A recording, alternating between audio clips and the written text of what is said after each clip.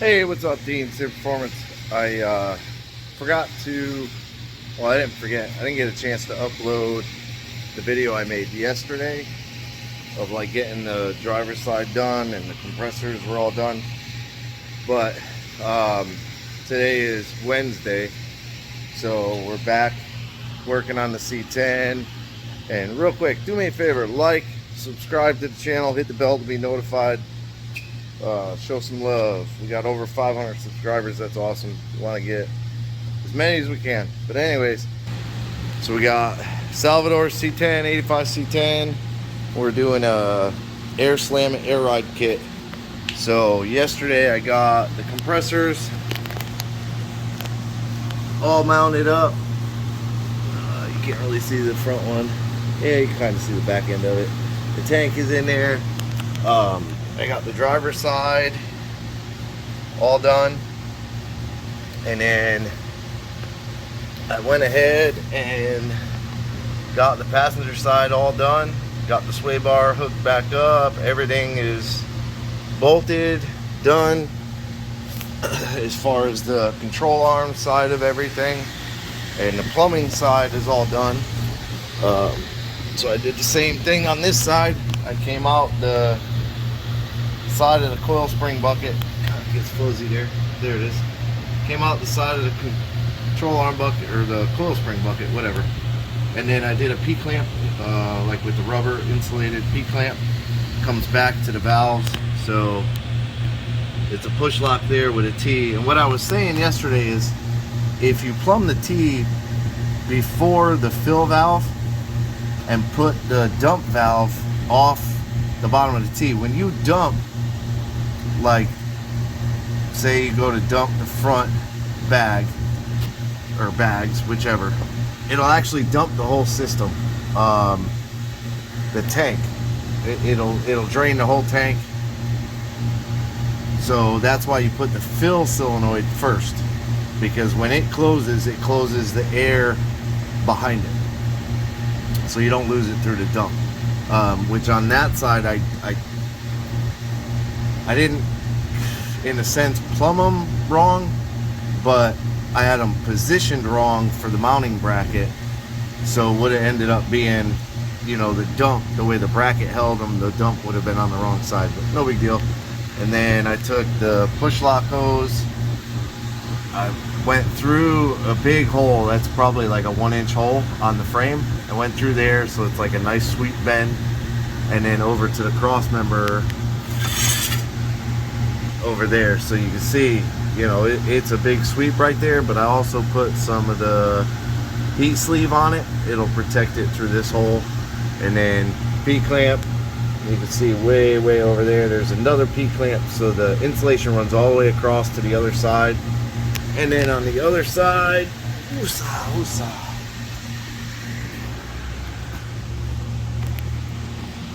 I brought the hose over right there, brought it up and teed it into that front line. Now, you can do it two ways.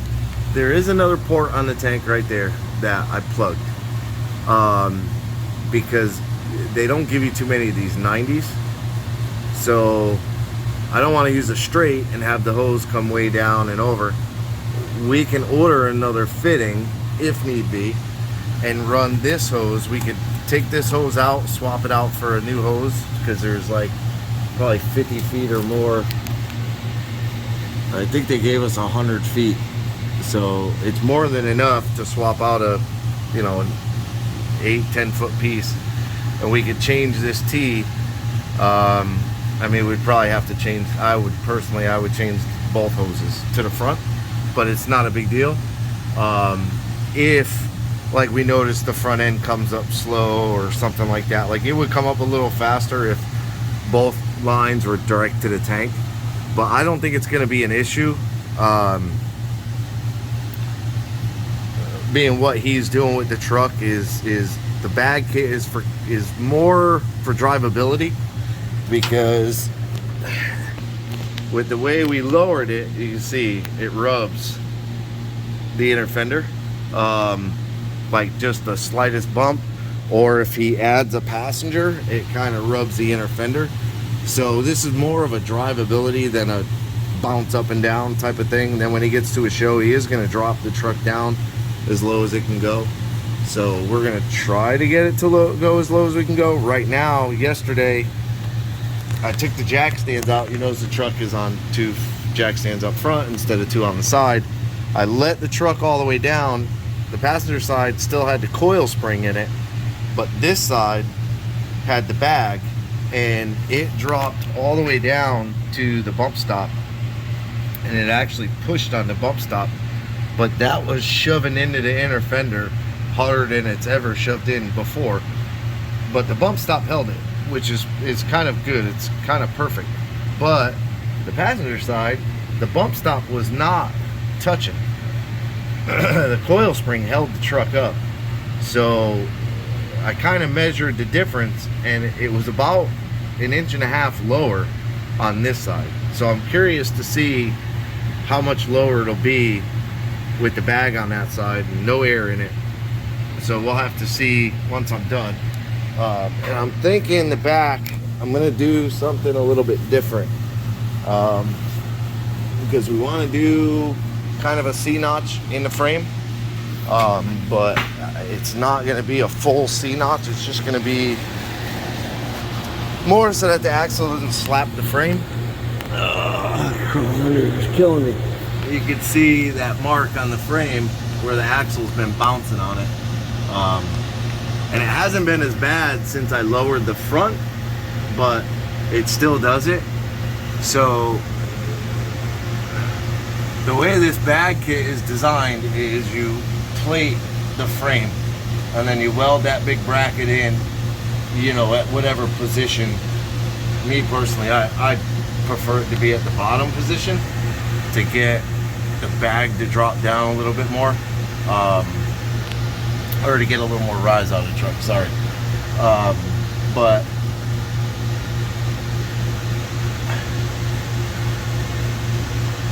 it makes it more difficult to do.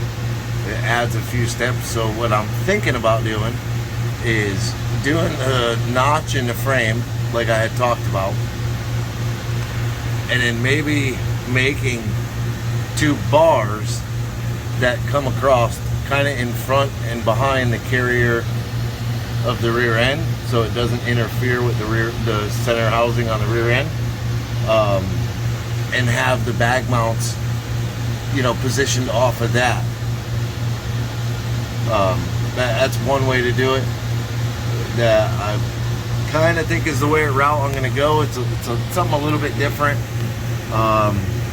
you know, to kind of have 2 bars going across. I do have to cut the exhaust out regardless. They're in the way, even if I did the bag kit the way they want you to do the bag kit.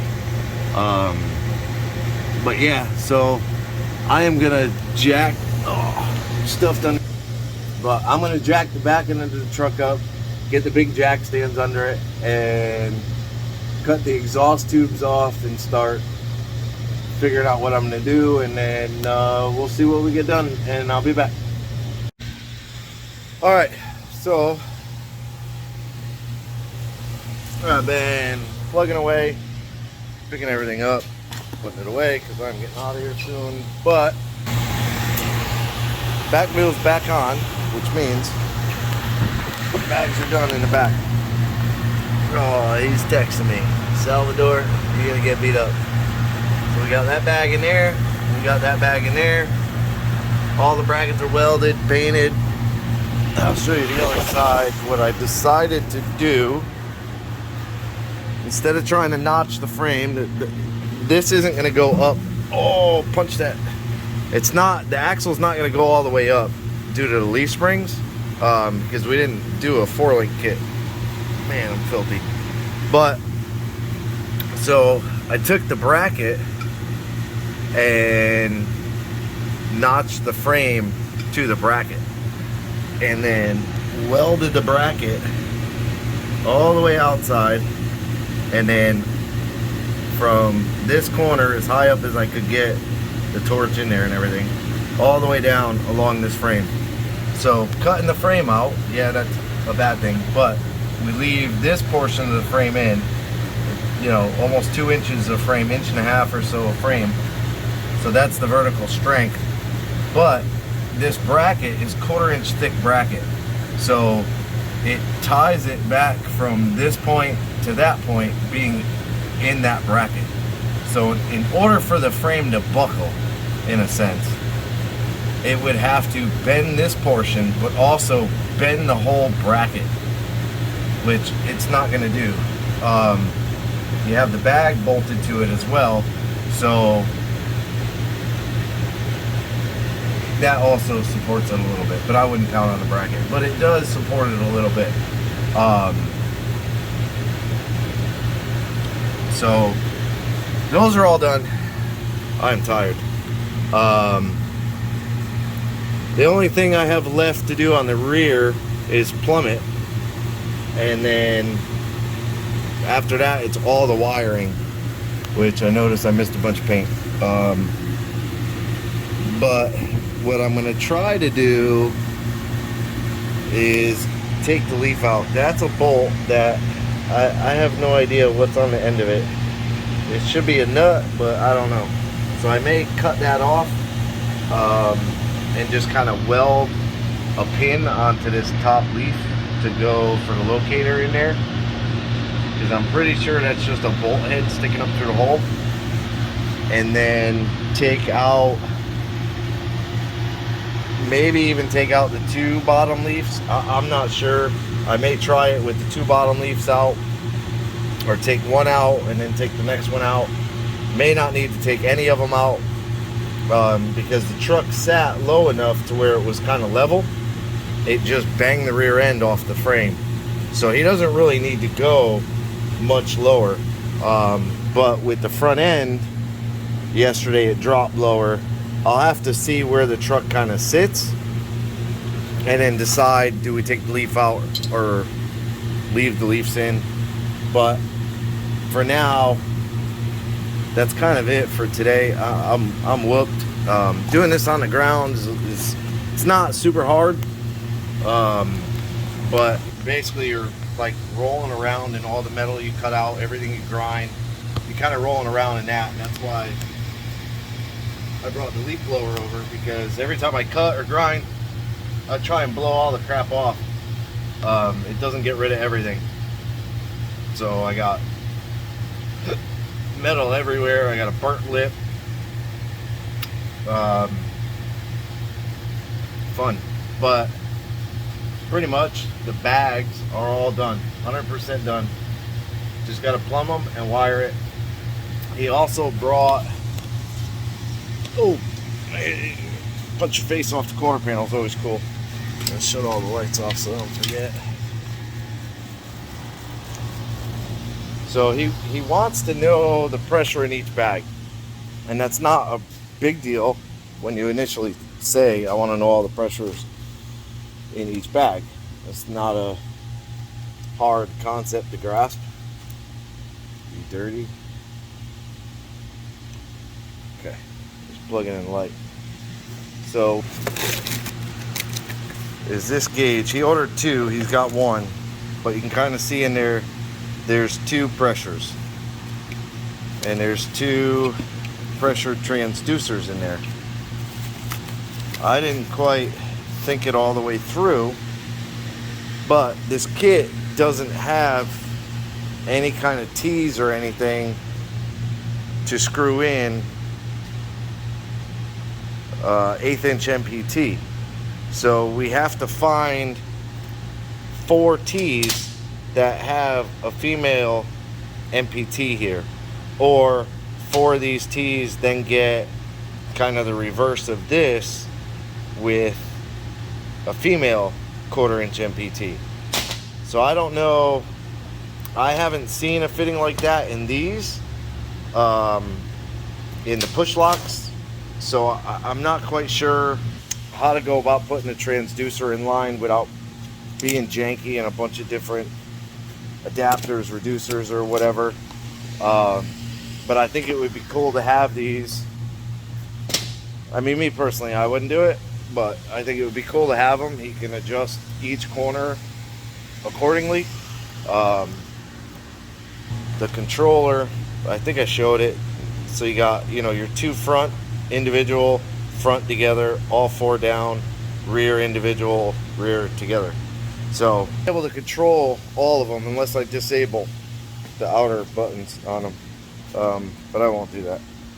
So he'll be able to control each corner and kind of adjust the truck or whatever. But that's kind of it for today. Like I said, it's Wednesday, so this video will go up tomorrow.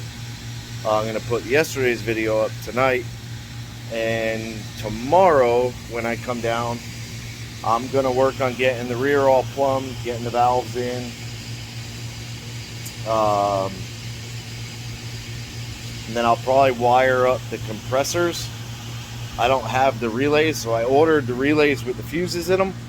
I have a bunch here. I should have like a dozen of them here, but for whatever reason I can't find them.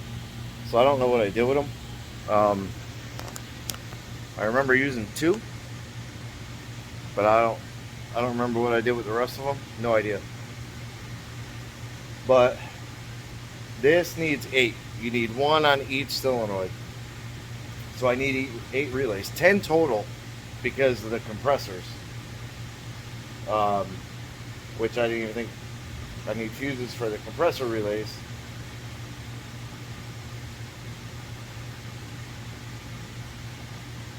Yeah. So I may just plumb tomorrow. May not make a video tomorrow. Might not be worth it because the relays won't get here till tomorrow, and I won't have them till Friday, which Friday is kind of not a half day for me, but I'll be leaving a little bit early. But anyways, who cares? That's it for this video. I appreciate you watching. Again, do me a favor, thumbs up, subscribe, leave me a comment, hit the bell to be notified. Have a good day.